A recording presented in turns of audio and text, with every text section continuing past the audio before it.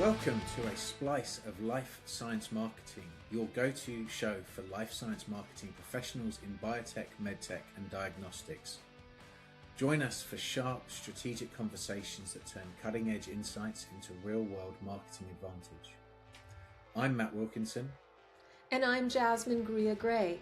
In each episode, we'll cut through the hype and complexity with practical plays you can use to earn trust, stand out in crowded categories, and convert attention into momentum. Hi, Jasmine. How are you doing today? Hey, how are you? I'm good, thank you. Hey, nice mug.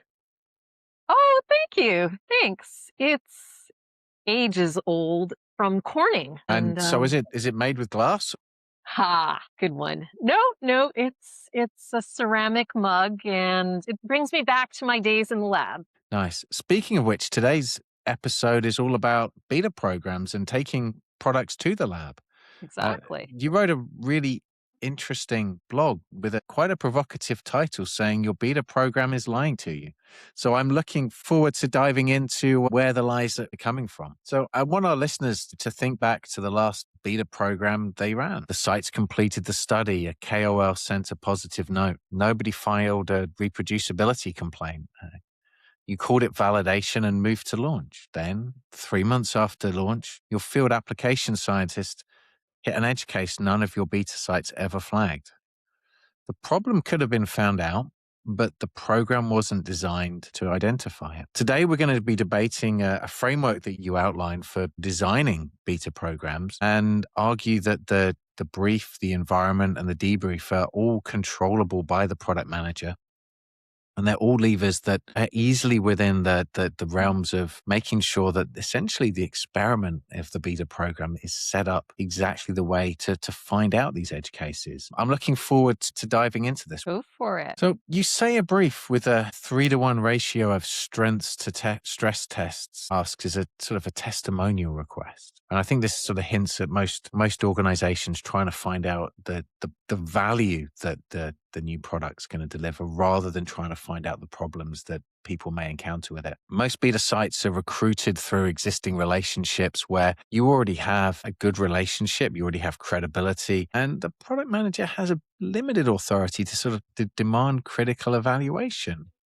Now, is the brief audit testing product management authority the organization has not actually granted? So I'd offer that the brief is within the product manager's authority, regardless of where they fit in the org chart. A site briefed explicitly to stress test produces categorically different engagement than a site briefed to evaluate general performance. That distinction doesn't require formal authority. It requires a product manager who decides that diagnostic framing is their job. The 3-to-1 audit isn't a performance standard, it's a signal. A brief with 12 sentences describing product strengths and 3 sentences asking sites to find problems is telling you something about what the product manager believes the beta is for.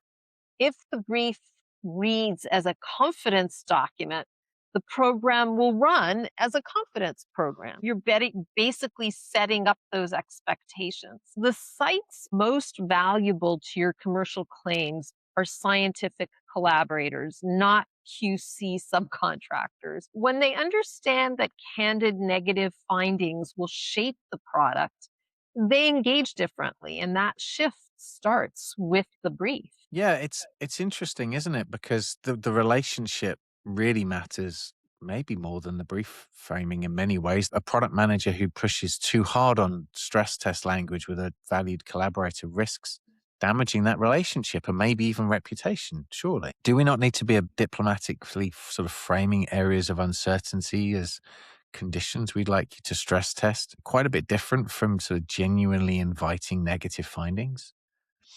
We know that KOLs that go on stage talking about products have a more positive perception of those products, that they need their internal narrative to align with what they're saying. So do we not risk potentially biasing their opinions of the product in the future by asking them for that, for that honest exploration of the edge cases and where things could go wrong? So The distinction between diplomatic framing on the one hand and genuine invitation is exactly what the brief quality test is measuring. If your KOL consistently produces soft, positive signal, regardless of how you frame the brief, that's information about what kind of collaborator they are.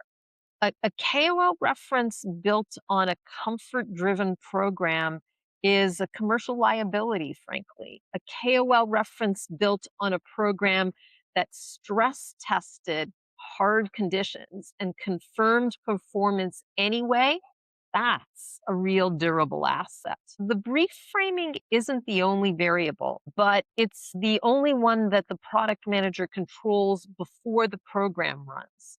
Optimizing for relationship comfort at the briefing stage is a choice to find out about your product problems at launch instead. You're basically kicking the can down the road. The relationship risk argument assumes the KOL's credibility is served better by soft validation than by rigorous co-authorship. For serious scientific collaborators, that assumption is usually wrong. That's fair. So you advocate building sort of structured failure mode arms into the program, identifying maybe three conditions that are most likely to produce variable results and asking people to test them explicitly. But if you already know which conditions are likely to produce variable results, aren't those conditions the R&D team should already have addressed before the beta? What does structured failure really look like when you're testing that in the field? And what does it add that internal validation doesn't cover?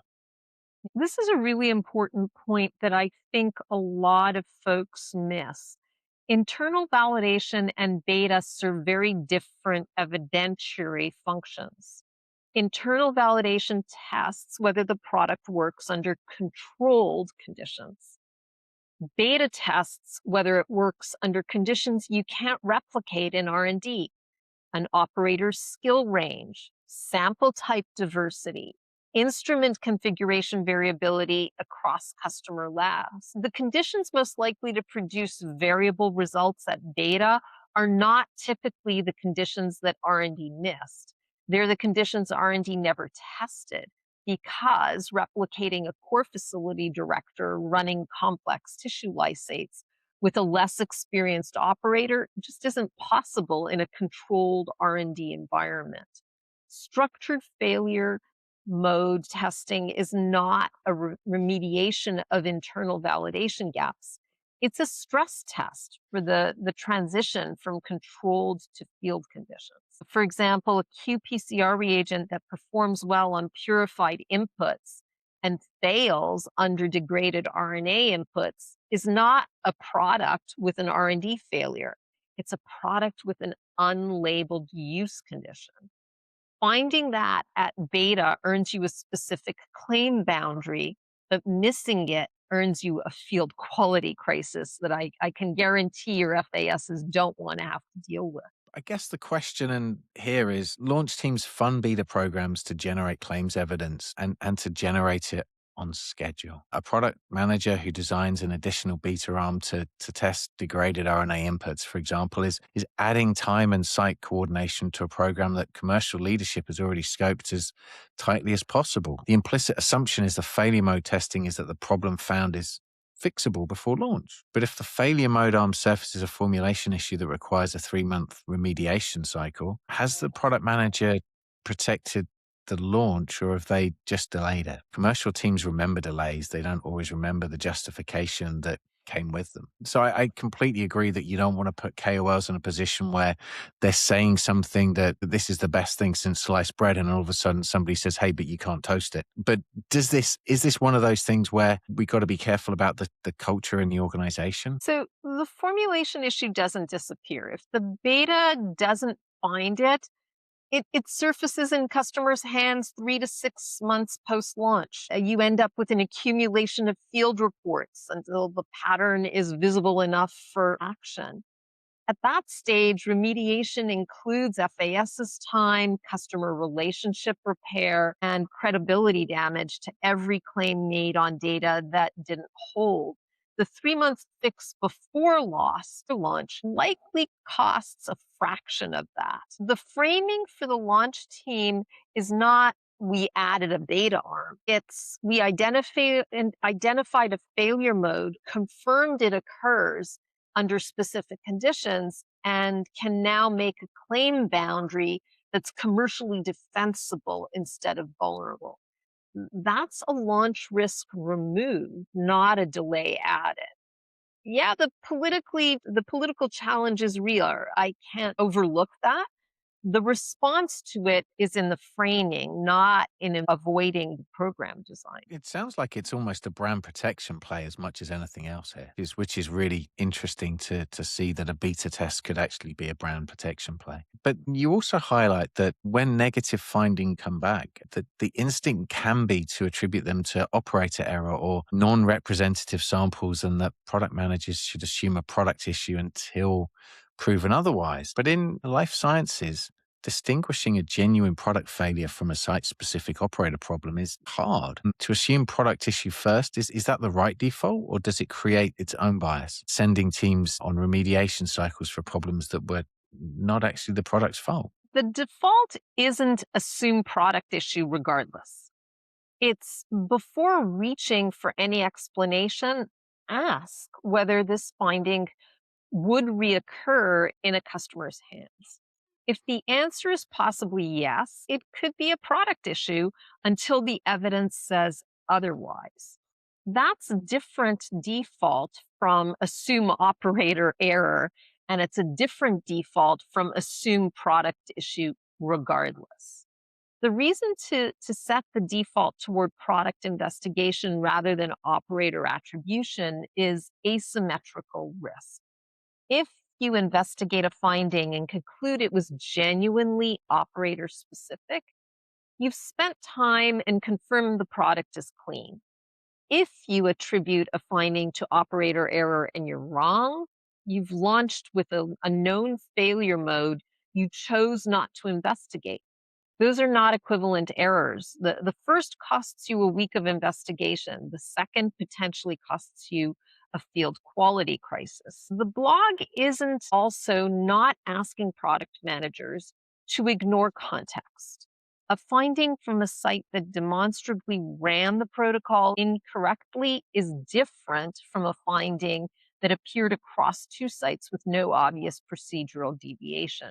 The framework asks product managers to be honest about what the category their finding falls into before the attribution instinct kicks in. One question though, isn't the possibly yes test harder to apply than it sounds? Isn't operator variability genuinely high in many places? We know that pipetting variability, for example, can be massive, and the pipette can be perfectly calibrated and it's the operator that's off. So I just wonder, how do you accommodate that sort of variability? Or is that actually precisely what we're testing? If a user can't reliably get to the right answer, then something needs to be either explained or taught. There needs to be something in the products around that gets you to a consistent response. I'm looking at this as potentially this is the framework is right, that sort of comfort-driven attribution is a real problem. But how do we get past that? How do we not start trying to overcorrect and moving into spaces where we're really starting to move into education around basic operator usage of tools that you're not actually selling? So in the blog, I talk about a Western blot example, which is exactly the kind of finding the framework is designed to surface and force a decision on. A finding that would recur in 15% of customers' hands is a claim boundary problem, not an operator training problem. Those are commercially different. A claim that implies broad applicability and fails for 15% of users generates field quality reports. A claim that specifies the conditions under which performance holds generates a defensible product that an FAS can support. So the corrective and protective action, or CAPA concern, is a real organizational constraint and worth flagging to product managers before the data runs. The answer isn't to lower the attribution threshold. It's to agree before the program starts what evidence standard triggers a formal remediation versus a protocol clarification versus a claims adjustment. That agreement belongs in the program design. Just like any good experiment, you've got to have the goal set out at the beginning. It's not in the debrief interpretation where the pressure to close the finding quickly is the highest. The instinct to attribute negative findings to operator error isn't a neutral heuristic. It's specifically the instinct that comfort driven programs are built around.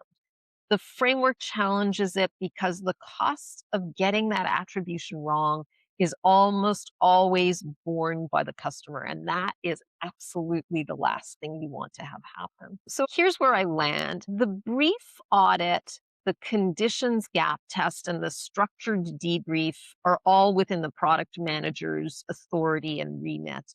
None of them require organizational transformation. Your challenges were about the relationship costs and the political framing, and those are real, but they're arguments for going in with your eyes wide open, not arguments for designing a more comfortable program. I agree that the framework's logic holds. It's true that the organizational reality around KOL relationships and leadership reception of bad news is hard. But product managers who design a rigorous program, they're trying to manage brand equity in the long term rather than a short-term timeline. So it definitely makes sense. Yeah. As always, great conversation, Matt. Cheers. Thank you so much. Look forward to speaking on the next one. Sounds good. Bye for now. Thank you for listening to a splice of life science marketing. We hope you enjoyed the episode. If this conversation helped you, the single biggest way you can support the show is to subscribe and leave a review on YouTube, Spotify, or Apple Podcasts. We'd really appreciate it, and it makes a huge difference. You can find out more about us and the topics we discuss at striven.com or on LinkedIn. Thank you so much for listening. We hope to see you next time.